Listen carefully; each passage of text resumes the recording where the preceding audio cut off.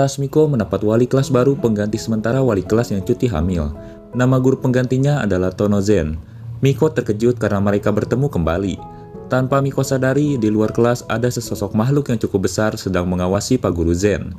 Hana membicarakan Pak Guru Zen. Dia seperti pernah melihatnya di suatu tempat. Miko berbohong pada Hana karena Pak Guru Zen terlihat berbahaya. Di koridor seberang, Miko melihat Pak Guru Zen berjalan. Dia melihat telapak tangan yang besar mengikuti Pak Guru Zen. Pak Guru Zen menyadari ada yang mengawasinya. Namun Miko sudah terlebih dahulu bersembunyi di toilet. Miko merasa ada yang mengikutinya. Dia pun bersembunyi di balik toilet. Ternyata yang datang hanya siswi biasa. Tiba-tiba muncul hantu lagi di dalam toiletnya. Miko pun berpura-pura kehabisan tisu dan keluar dari toilet tersebut. Hana, Miko, dan Yulia makan bersama di luar kelas. Miko melihat lagi ke arah Pak Guru Zen. Namun, tiba-tiba ada hantu yang membisikkan untuk jangan melihat Pak Guru Zen. Dari atas, Pak Guru Zen memperhatikan mereka bertiga.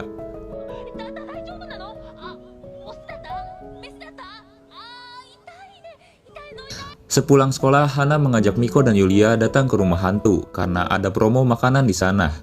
Mereka bertiga pun masuk ke dalam. Tak seperti Hana yang ketakutan, Miko dan Yulia sudah terbiasa melihat hantu di mana-mana. Miko berkata kenapa Hana takut ke rumah hantu, padahal dia pernah masuk ke gedung terkutuk.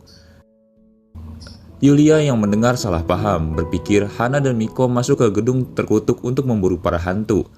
Semakin masuk ke dalam, wahananya semakin menakutkan.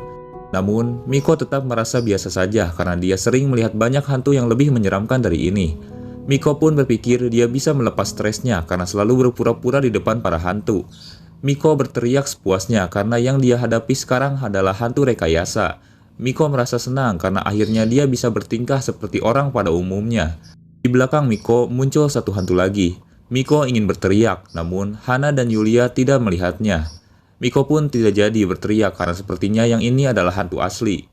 Para hantu rekayasa kemudian mengejar mereka bertiga. Akhirnya mereka bertiga berhasil keluar dari wahana tersebut. Miko merasa lega karena akhirnya dia bisa melepaskan stresnya di sana.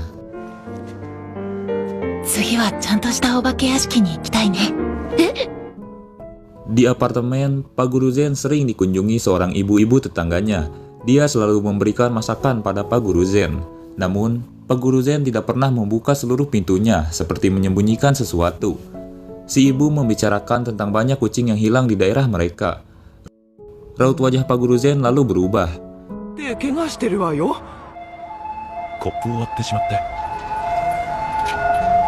Setelah si ibu pergi, Pak Guru Zen kemudian membuang makanan pemberian si ibu tersebut. Terlihat di tangan Pak Guru Zen banyak darah yang menempel. Dia pun membersihkannya dan langsung berangkat ke sekolah. Terlihat di sebuah pamflet ternyata di daerah mereka bersembunyi seorang penyiksa kucing. Di kelas, Miko tak bisa berkonsentrasi karena ada satu hantu yang sangat besar terus memperhatikan para siswi di kelas tersebut. Terlihat hantu tersebut selalu memperhatikan orang yang berbicara dengan Pak Guru Zen. Hal lain yang mengganggu Miko adalah aura gelap yang selalu mengelilingi Pak Guru Zen. Si hantu besar terlihat masuk ke dalam tubuh Pak Guru Zen. Karena terus kepikiran, Miko menjadi lengah dan malah menatap mata Pak Guru Zen. Si hantu pun marah kepada Miko. Miko berusaha tenang, namun Pak Guru Zen terus mendekat pada Miko, begitupun si hantu.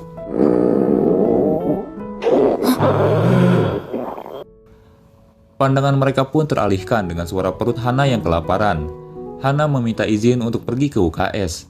Miko pun segera membawa Hana ke UKS. Hana,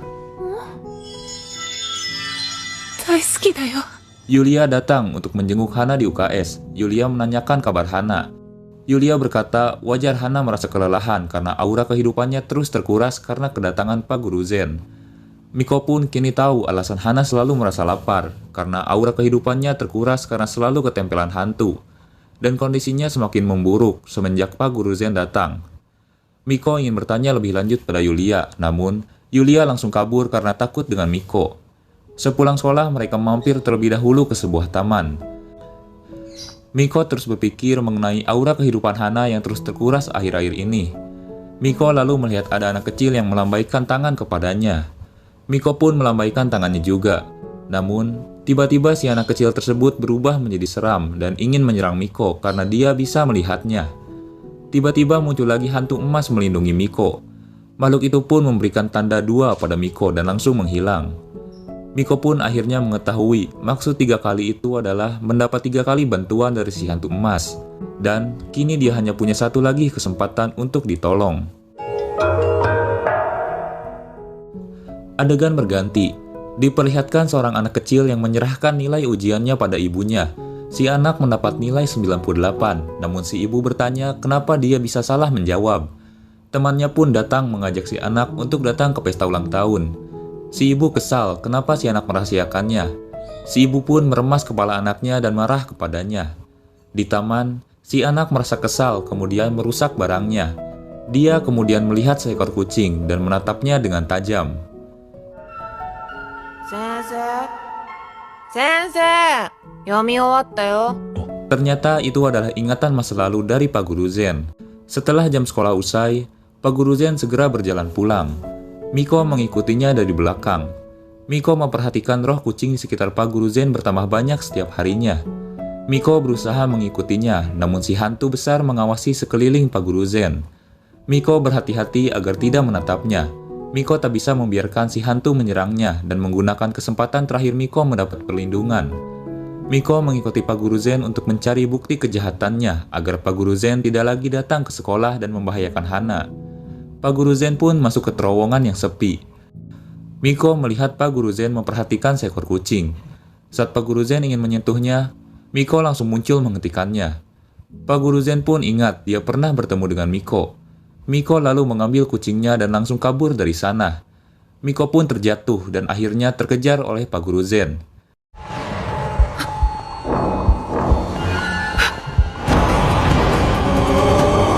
Si kucing pun kabur ke tengah jalan yang kebetulan ada mobil yang melintas. Dengan cepat, Pak Guru Zen berlari mengambil kucing tersebut dan akhirnya dia tertabrak. Kembali ke masa lalu, Zen kecil memungut kucing yang ditemuinya. Dia mengurusnya tanpa sepengetahuan ibunya. Namun, saat pulang sekolah, si kucing sudah mati dibunuh oleh ibunya karena Zen merahasiakannya dari ibunya. Zen kecil tidak bisa apa-apa di hadapan ibunya. Pak Guru Zen pun sudah siuman. Dia bertanya bagaimana keadaan kucingnya. Miko berkata dia baik-baik saja dan dirawat keluarganya. Omae, nani kuu no? Gyudon? Chiko wa? Dame jan ne? Alasan Pak Guru Zen selalu melewati gang sepi adalah karena di daerahnya sering terjadi penyiksaan terhadap kucing. Jadi, dia mencari pelakunya.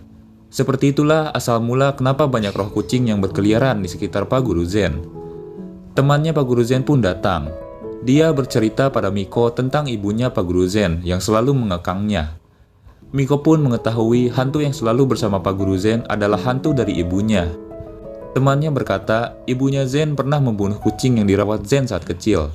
Sejak saat itulah dia selalu mencari kucing yang terlantar sebagai bentuk penyesalannya.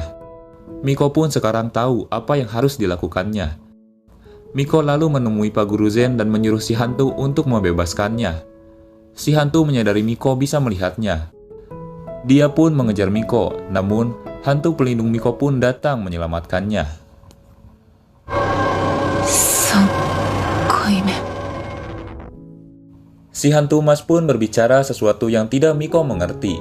Mereka pun menghilang. Tak lama Hana dan Yulia datang menjenguk. Pak Guru Zen pun meminta maaf pada mereka karena membuat khawatir. Akhirnya semua roh hitam yang mengelilingi Pak Guru Zen menghilang karena roh ibunya sudah musnah. Mereka pun pergi untuk membeli camilan.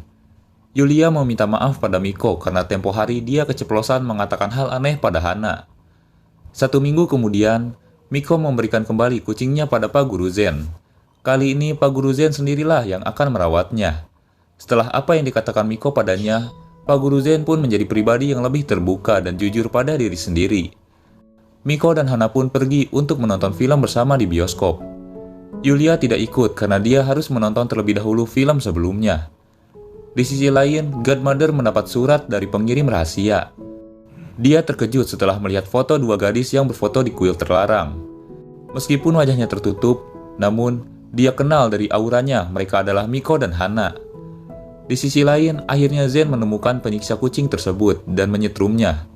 Lalu, adegan berpindah kepada 2 orang polisi yang menempel poster orang hilang. Sepertinya orang tersebut hilang karena ulah Pak Guru Zen. Adegan berganti kembali kepada Miko dan Hana.